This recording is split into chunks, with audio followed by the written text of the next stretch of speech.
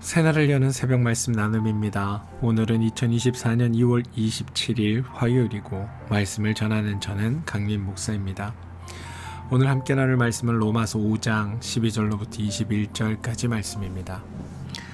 그러므로 한 사람으로 말미암아 죄가 세상에 들어오고 죄로 말미암아 사망이 들어왔나니 이와 같이 모든 사람이 죄를 지었으므로 사망이 모든 사람에게 이르렀느니라. 죄가 율법이 있기 전에도 세상에 있었으나 율법이 없었을 때에는 죄를 죄로 여기지 아니하였느니라. 그러나 아담으로부터 모세까지 아담의 범죄와 같은 죄를 짓지 아니한 자들까지도 사망이 왕 노릇하였나니 아담은 오실 자의 모형이라. 그러나 이 은사는 그 범죄와 같지 아니하니 곧 한 사람의 범죄를 인하여 많은 사람이 죽었은즉 더욱 하나님의 은혜와 또한 한 사람 예수 그리스도의 은혜로 말미암아 선물은 많은 사람에게 넘쳤느니라. 또 이 선물은 범죄한 한 사람으로 말미암은 것과 같지 아니하니 심판은 한 사람으로 말미암아 정죄에 이르렀으나 은사는 많은 범죄로 말미암아 의롭다 하심의 이름이니라.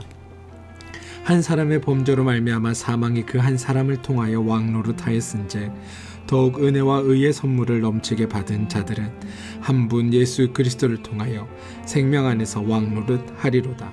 그런즉 한 범죄로 많은 사람이 정죄에 이른 것 같이 한 의로운 행위로 말미암아 많은 사람이 의롭다 하심을 받아 생명에 이르렀느니라. 한 사람이 순종하지 아니하므로 많은 사람이 죄인 된 것 같이 한 사람이 순종하심으로 많은 사람이 의인이 되리라. 율법이 들어온 것은 범죄를 더하게 하려 함이라. 그러나 죄가 더한 곳에 은혜가 더욱 넘쳤나니 이는 죄가 사망 안에서 왕노릇한 것 같이 은혜도 또한 의로 말미암아 왕노릇하여 우리 주 예수 그리스도로 말미암아 영생에 이르게 하려 함이라. 로마서 5장 12절로부터 21절 말씀입니다. 오늘 본문에는 기독교가 주장하는 대표적인 선언 두 가지가 등장합니다. 근데 이 두 가지는 하나로 연결되었고 이 두 가지가 동시에 고백이 되어야 우리에게 복음이 되는 겁니다. 그 두 가지 중 첫 번째는 우리 인간이 죄인 되었다라는 것입니다.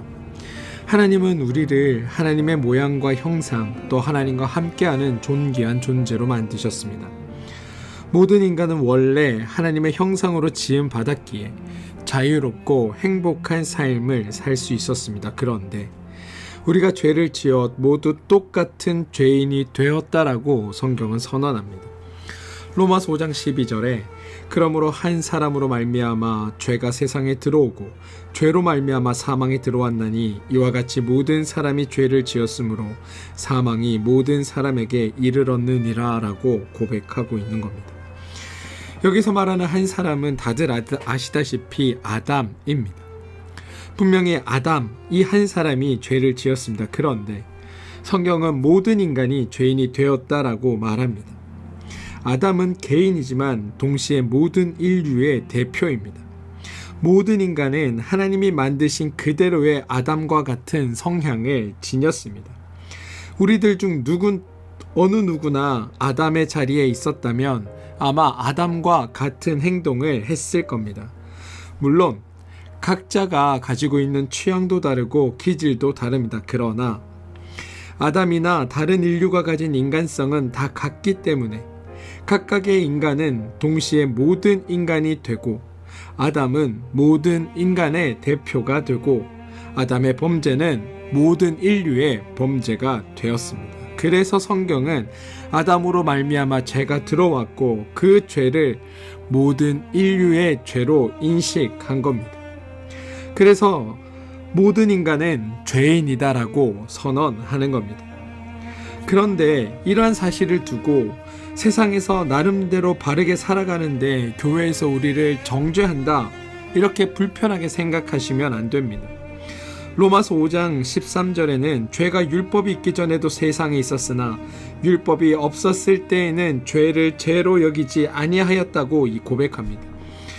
이 구절은 괜히 율법을 하나님께서 주셔가지고 멀쩡한 사람을 죄인으로 만들었다 이런 의미가 아닙니다.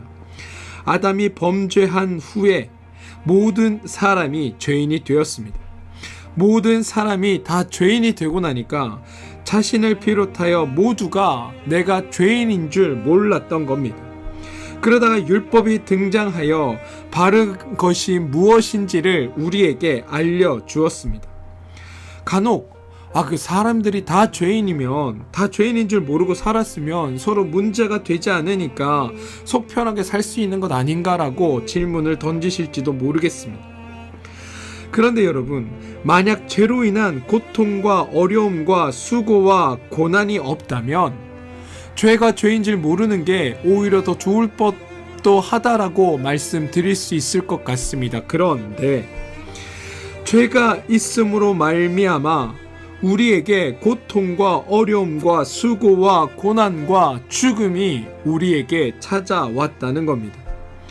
날마다 죄의 결과와 현상을 직면하고 있기 때문에 삶이 곤고하고 힘들고 아프고 눈물 짓게 되고 가슴 치며 통회하게 되는 일들이 있는데, 왜 이런 일들이 나에게 생기는지 원인도 모르고 이걸 어떻게 해결해야 할까, 이 해결책도 모른다면 그 삶이 편한 게 아니라 오히려 불행하고 힘든 것 아닙니까? 답답한 것 아닐까요? 그래서 5장 14절을 보면, 그러나 아담으로부터 모세까지 아담의 범죄와 같은 죄를 짓지 아니한 자들까지도 사망이 왕노릇 하였나니 아담이 오실 자의 모형이라고 이야기합니다. 죄로 말미암아 우리에게 사망이나 어려움이나 공고나 고통이 다가왔고 그게 우리의 삶의 주인 노릇 하였다라는 겁니다. 이게 주인 노릇을 하다 보니 우리는 이 문제를 해결하기 위해 골몰합니다. 어떻게든 선을 행해서, 어떻게든 좋은 일을 해서, 어떻게든 나의 수고와 노력과 헌신과 충성과 그런 것들로 이런 문제들로부터 벗어나고 싶어 한다는 겁니다. 그런데 나 혼자의 노력과 수고와 헌신으로는 이 모든 것을 벗어날 수 없는데, 그때 우리 기독교의 두 번째 선언이 등장합니다. 하나님이 예수 그리스도를 보내셔서 우리를 구원하셨다라는 것입니다. 우리의 죄인됨과 또 죄인의 성도됨, 이 두 가지가 동시에 고백되는 것, 이게 우리 그리스도 교회의 복음입니다. 이 두 가지를 대조하면서 어떻게 같은 패턴으로 우리 가운데 드러나는가, 이걸 보여주는 게 오늘 읽은 본문 5장 12절로부터 19절의 이야기입니다. 전반부는 인간이 죄인된 이야기가 등장한다면 후반부는 죄인된 이들이 어떻게 성도가 되었는지에 대한 이야기가 등장합니다. 그리고 그 중앙에 예수 그리스도의 사역이 포함되어 있습니다. 다시 말해, 우리가 죄인 되었는데 예수 그리스도의 십자가 사역으로 말미암아 그분의 피 흘리심과 부활하심으로 말미암아 우리가 하나님의 은혜로 예수 그리스도의 일하심으로 성도가 되었다. 구원받은 자가 되었다. 하나님의 은혜 가운데 구원함을 얻었다. 이게 성경의 말씀이라는 겁니다. 여러분, 사람들은 모이면 자기의 이야기를 합니다. 내가 얼마나 열심히 했는지, 얼마나 멋지게 해냈는지, 얼마나 수고를 했는지 다 자기의 이야기들 투성입니다. 그런데 우리 그리스도교는 내가 무엇을 했는지를 이야기하는 종교가 아닙니다. 예수 그리스도가 우리를 위해 무엇을 하셨는가, 하나님이 어떤 일을 우리 가운데 이루셨는가를 이야기하는 종교가 바로 우리가 믿는 그리스도교입니다. 바울도 마찬가지입니다. 로마서를 쓴 바울도 1장부터 5장까지 편지를 쓰는 동안에 바울 자신이 무엇을 했는지에 대한 이야기는 단 한마디도 등장하지 않습니다. 바울도 한 일이 많고 하고 싶은 말도 많을 테지만 자기가 한 수고나 업적을 말하는 대신에 오직 하나님께서 어떤 일을 하셨는지에 대해서만 이야기하고 있습니다. 로마서 마지막 16장까지 살펴보아도 바울은 계속 하나님께서 하신 이야기, 예수가 행하신 일들에 대한 이야기만 합니다. 여러분, 우리 그리스도교는 우리의 행위로 무엇을 이루는 것이 아니라 하나님의 일하심, 예수 그리스도의 일하심으로 말미암아 그 결과가 우리에게 주어졌다는 것을 선포하는 종교입니다. 하나님의 일하심으로 예수님이 하신 일들의 결과로 우리에게 주어진 것을 우리가 누리고 있다는 것을 끊임없이 확인시켜 주는 게 우리가 읽은 성경의 말씀이라는 겁니다. 그런데 이런 얘기를 하면 어떤 분들이 이렇게 말씀도 합니다. 예수 이야기를 하자고 했더니 오직 예수를 위해 살자, 예수를 위해 죽자, 내 한 몸 바쳐 예수의 영광이 드러나면 그것으로 나는 영광스럽다, 이런 이야기들을 합니다. 그런데 여러분, 우리 그리스도교가 선포하는 것을 분명히 알아야 합니다. 우리가 예수님을 위해 해야 할 일을 성경은 우리에게 말하지 않습니다. 우리가 예수님을 위해 해야 할 일은 그것은 너희가 하나님이 하신 일을 깨닫고 성령으로 말미암아 그 일을 너희들이 체감하게 되면 성령께서 그것을 너희에게 알려주셔서 너희가 그것으로 말미암아 자연스럽게 알게 될 것이라고 이야기하지, 처음부터 예수를 위해 살아야 되고 예수를 위해 죽어야 되고 네 한 목숨 바쳐 예수의 영광을 드러내야 한다라고 결론지어 얘기하지 않는다는 겁니다. 하나님께 은혜 받은 자, 그 은혜를 받고 성령으로 그 은혜가 무엇인지를 깨달은 자들은 그러한 삶을 살겠지만 그게 구체적으로 어떤 것이고 어떤 일을 하는 것이라고는 말하지 않는다는 것을 우리는 기억해야 합니다. 그러니 우리가 집중해야 할 것은 내가 무엇을 해야 할 것이 아니라 하나님께서 나에게 어떤 일을 행하셨는지, 예수가 우리를 위해 무엇을 하셨고 예수님이 십자가를 지신 그 사건을 통해 내가 어떤 은혜를 받았으며 내가 어떤 존재로 변화되었고 나에게 어떤 일들이 일어났는지를 알고 깨닫는 것이 먼저라고 성경은 이야기하고 있다는 겁니다. 로마서 5장 15절로부터 17절까지 여러 번 반복되는 단어들이 있습니다. 은사, 은혜, 선물, 이런 말들입니다. 15절로부터 17절까지 은사, 은혜, 선물이라는 이 용어들이 반복된다는 말은 우리가 행하지 않은 것을 하나님으로부터 받았다라는 겁니다. 하나님은 그 모든 것을 우리에게 값없이 주셨다라는 의미입니다.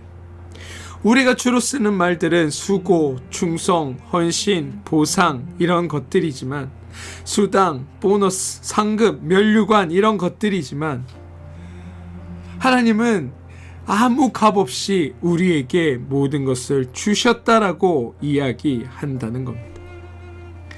예수님이 일하셨고 하나님이 일하셨기에, 그래서 우리는 그 일하심의 결과를 받았기에 은혜고 은사이고 선물입니다. 그 사실을 우리는 먼저 알아야 됩니다. 사랑하는 성도 여러분, 우리 그리스도교에서는 우리가 죄인 되었다고 선포하는 것처럼 동시에 죄인은 곧 성도가 되었다고 선포합니다. 죄인이 되었기에 하나님이 은혜를 베풀어 주셨고 그 은혜를 받은 자들이 하나님의 성도가 되었다고 고백을 하고 있다는 겁니다. 그래서 15절 보시면 이 은사는 그 범죄와 같지 아니하니 곧 한 사람의 범죄를 인하여 많은 사람이 죽었은즉 더욱 하나님의 은혜와 또는 한 사람 예수 그리스도의 은혜로 말미암은 선물이 많은 사람에게 넘쳤으리라. 이것과 대조되어 드러나는 본문이 18절인데요. 18절은 이렇습니다. 그런즉 한 범죄로 많은 사람이 정죄에 이른 것 같이 한 의로운 행위로 말미암아 많은 사람이 의롭다 하심을 받아 생명에 이르렀느니라. 다시 말해 한 사람의 범죄로 인하여 죄가 사망이 우리의 왕노릇해서 많은 사람들이 죽었지만 한 사람이 의로운 행위를 해서 많은 사람을 의롭다 하심을 하나님께 입게 하였고 그것으로 말미암아 우리가 구원받게 되었다라는 것을 이 15절과 18절이 대조로 우리에게 가르쳐주고 있다는 겁니다. 이것을 다시 한번 강조하는 것이 19절이 있는데요. 결과만 말씀드리면 예수님께서 일을 하셨고 그 일하심의 결과가 죄인된 우리, 죽을 수밖에 없는 우리, 사망이 왕노릇하던 삶을 살던 우리가 예수 그리스도로 말미암아 생명을 얻게 되었고 하나님의 은혜를 받게 되었고 하나님께서 의롭다함을 받음으로 말미암아 영원한 생명 가운데 거하게 되었다라고 성경이 말하고 있다는 겁니다. 성경은 우리가 죄인 되었다라고 강조하는 만큼 또 하나님의 은혜가 너희에게 임했다라고, 하나님이 구원이 그런 너희를 구원했다라고 강조하고 있습니다. 저는 이 선언을 여러분들이 기억하시길 바랍니다. 우리는 죄인이었습니다. 그런데 예수 그리스도의 그 십자가 사건으로 인해 우리는 구원받은 자, 의로운 자, 하나님 나라의 백성이 되었습니다. 그리고 이 모든 것은 우리의 공로나 우리의 수고나 우리의 헌신이나 우리의 의로움 때문이 아니라 오직 예수 그리스도의 그 은혜, 하나님의 그 무한하신 사랑과 은혜 때문임을 성경이 우리에게 증언하고 있다는 겁니다. 저는 이것을 깨닫는 우리 모두가 되길 소망합니다. 우리는 믿음의 자리에 들면서 자꾸만 받아야 될 복, 우리가 누리고 싶은 것들을 머리에 떠올리며 하나님께서 주신 그 은혜의 자리는 잊어버리고 무엇을 하면 이것을 하나님께 받아낼까에 몰두하는데, 여러분, 그게 신앙이 아님을 기억하시고 우리 안에 이루어주신, 값없이 은혜로 이루어주신 하나님의 그 은혜를 발견하게 되는 일이 여러분들 가운데 있게 되기를 소망합니다.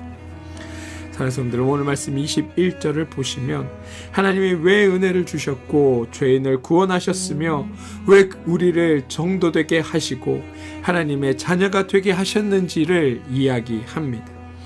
이는 죄가 사망 안에서 왕노릇한 것 같이 은혜도 또한 의로 말미암아 왕노릇하여 우리 주 예수 그리스도로 말미암아 영생에 이르게 하려 함이라. 우리가 죄인 되었을 때 우리가 주인 되어 죄를 다스린 것이 아니라 죄가 주인이 되고 죄가 왕노릇하고 우리는 죄의 종이 되어 죄의 모든 결과를 당하며 살았습니다. 그런 우리의 삶을 하나님이 안타까워하시고 긍휼히 여기시고 구원하셔서 우리를 새로운 존재로 만드셨습니다. 그게 성도된 우리의 존재입니다. 하나님은 이제 하나님이 베푸시는 의와 하나님이 베푸시는 은혜가 주인이 되어 그 은혜와 의를 누리며 영원한 생명 안에서 은혜가 왕노릇하는 멋진 삶을 우리가 살길 바라고 계십니다. 사랑하는 성도 여러분, 그게 하나님의 은혜 받은 우리가 해야 할 일임을 기억하시고 바라기는 은혜가 왕노릇하는 그런 멋진 삶을 오늘 여러분들 살아가 주시기를, 영원하신 하나님의 그 사랑 안에서 그 은혜의 삶을 누리는 여러분들 되어 주시기를, 그래 세상 모든 사람들이 부러워할 만큼 멋지게 살아내는 그런 여러분들 되어 주시기를 주님의 이름으로 축원드립니다. 함께 기도하겠습니다. 주님, 죄인된 우리를 예수 그리스도로 말미암아 구원하셨고 죄의 종된 몸에서 죽을 수밖에 없던 우리에게 영원한 생명을 주시고 은혜가 왕노릇하는 멋진 삶으로 인도하시고 이끄신 하나님께 감사를 드립니다. 우리에게 이루어진 일과 완성된 일들을 통하여 멋진 성도의 삶을 살아내는 우리 모두가 되게 하여 주시옵소서. 예수님의 이름으로 기도합니다. 아멘.